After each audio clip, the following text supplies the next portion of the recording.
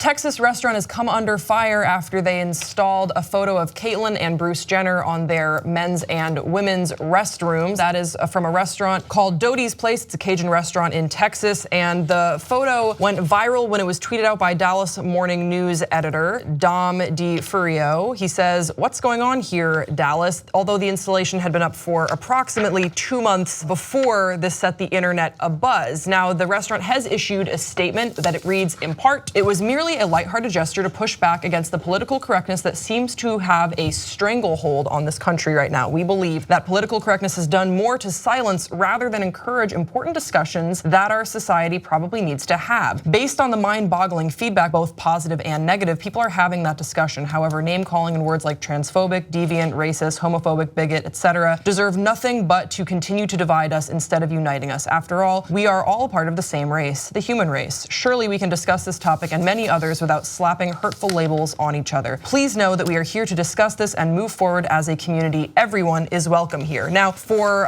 their part, PFLAG has also issued a statement. This comes from Liz Owen, because I think it's important just to hear both sides on this. Liz Owen, Director of Communications for PFLAG National, the nation's largest organization uniting LGBTQ people, their families and allies, says sharing pre-transition images of any transgender person is mean-spirited and potentially damaging. It's especially cruel at a time when our trans loved ones' rights and lives are under attack on all fronts. From small local businesses to county schools, districts, and state legislatures, all the way up to the highest offices of the land, fighting for our families isn't about political correctness, it's about survival. So, I feel very weird about tossing to an all cisgender panel of being like, what do you guys think, funny or not? Final word, because you don't know someone's experience until you walk in their shoes. So with that said, what did you guys think? Was this a funny joke or not?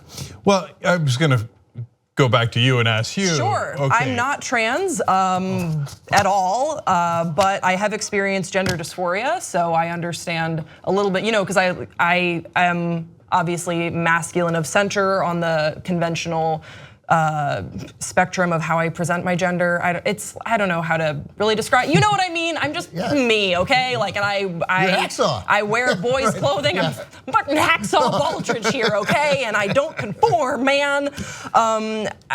This is what I think about this. I think that it's a joke in poor taste, but I also understand that people feel strongly about political correctness in the sense of they do feel like you can't make any sort of a joke. The restaurant did say that they want to have a discussion. I'd be curious about that. Are they speaking with trans individuals in their community? Are they trying to better understand the community? Or was this sort of, they didn't expect that this would go viral and they just wanted to put it on the bathroom stalls? Did they think about the bathroom bills that are being passed that really do infringe on the rights of trans individuals? I don't know. I don't know what the thought process was here. I don't think that they really did think of their trans brothers and sisters when they put this forward. That said, I'm not going to say that they are that you're not welcome here and they obviously hate all people and let's boycott the restaurant. I don't think that fosters the discussion that they apparently want to have. I would just encourage them to really be intentional if they are seeking that platform. I didn't, look, obviously. I didn't take it that way at all, but I'm glad that you read the PFLAG statement because I hear that and that's relevant. I mean, and also we're talking about, trans people are 22 times more likely to attempt suicide than the general public. Yeah, so are they really, like, is it the butt of the joke that you want to have? Maybe, maybe but that's I didn't take it as the butt of the joke. Right. I took it because what's different about Caitlyn Jenner is that she's a gigantic celebrity who did a show about it, was a Kardashian-like and never met a television camera, never met a display of their image that they didn't like. So I'm less concerned about Caitlyn than the rest of the trans world. And that's also another thing that I came down on too, because I really do feel like, is this less a joke about the trans community and more a joke about Caitlyn Jenner, who is vilified herself by the trans community because she really hasn't stood up for them. Remember, she endorsed Donald Trump. To me, this was about celebrity. I mean, Bruce Jenner was incredibly famous. Caitlyn is even more famous. To me, I took it as, but again, I will confess naivete and not thinking about it properly. But I was like, it doesn't seem transphobic to me because Caitlyn is on the women's room. Like, it seemed like a full acknowledgement of the transition. And so And I thought, oh, that's clever, but I just stopped there. I literally stopped there. I didn't know what but now I imagine that some of the reaction they're getting is pretty awful. I'm thinking of the reaction that might be hostile to trans people. Maybe if they're getting so overall I would go, hey, it's probably not worth it. Well, look, guys, I think this is a great example of people living in their different bubbles and taking their different perceptions to it. So if you're not trans, I'm gonna keep it real. Most people, including my initial reaction was, what's the big deal? I'm being just honest about it. I was like, and look, like to Ben's point, the bad guys don't want people who transition, like women like Caitlyn Jenner who transitioned to go to the women's bathroom. They think she should be forced to go to the male bathroom, right? That's insane. And yeah, that's insane. And her picture in this case is in the women's bathroom. And to me, like, okay, you don't want to see, we're not allowed to put up pictures of you from before. Well, I don't understand it, okay? So now if that's all you do and you stop there and you go, and hence you're wrong, you haven't done the right thing, okay? The next thing you have to do is, okay, well then let me look at it from their perspective. Why are they upset?